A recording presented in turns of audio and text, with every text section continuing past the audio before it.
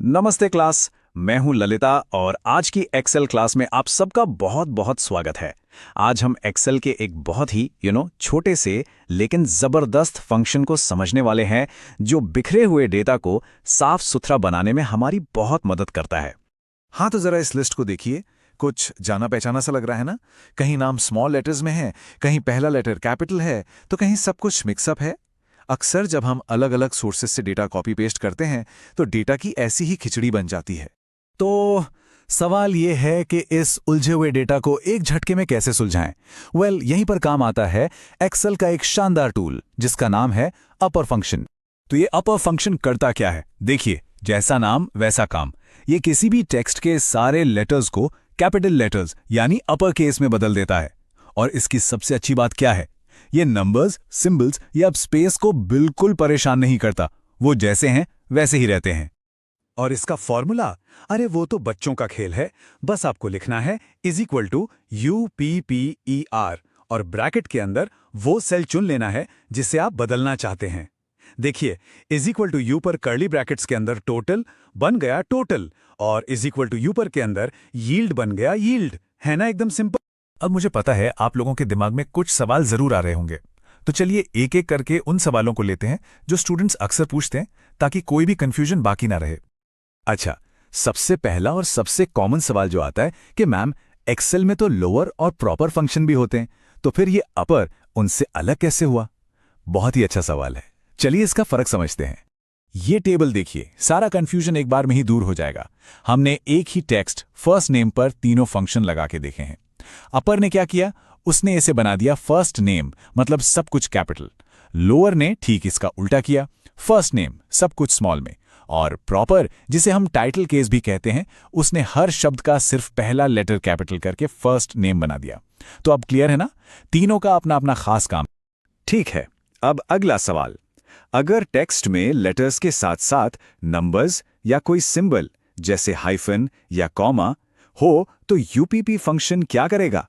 याद है मैंने शुरू में कहा था कि ये सिर्फ लेटर्स पर फोकस करता है।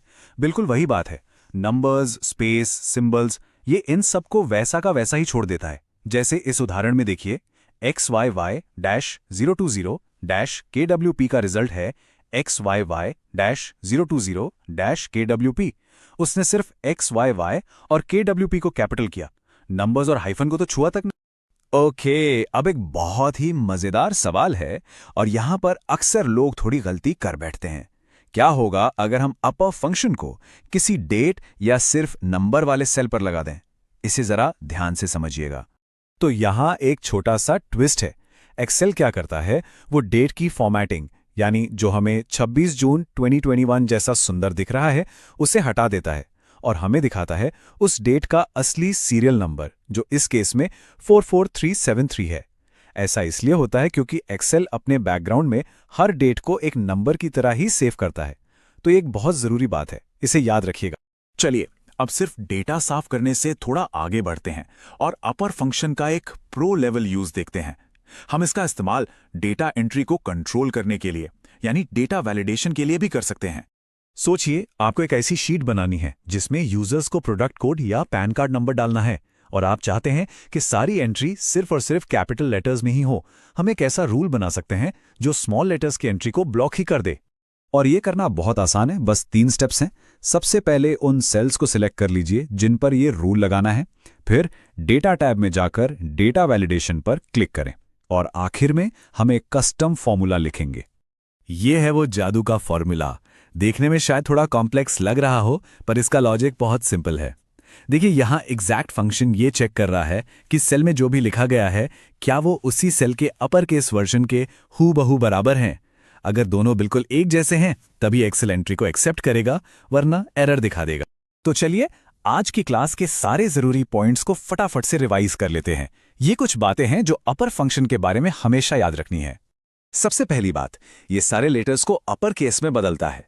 दूसरी बात, नंबर्स, सिंबल्स और स्पेस पर इसका कोई असर नहीं होता। तीसरी और बहुत जरूरी बात, ये डेट्स और नंबर्स से उनकी फॉर्मेटिंग हटा देता है और कुल मिलाकर ये टेक्स्ट डेटा को क्लीन और स्टैंडर्डाइज करने के लिए एक बहुत ही फंडामेंटल टूल है। तो आज के लिए बस इतना ही। अब आपके लिए एक छोटा सा होमवर्क है। सोचिए, इस एक छोटे से फंक्शन का इस्तेमाल आप अपने अगले काम या प्रोजेक्ट में डेटा को और बेहतर बनाने के लिए कहां और कैसे कर सकते हैं। इस पे जरूर सोचिएगा।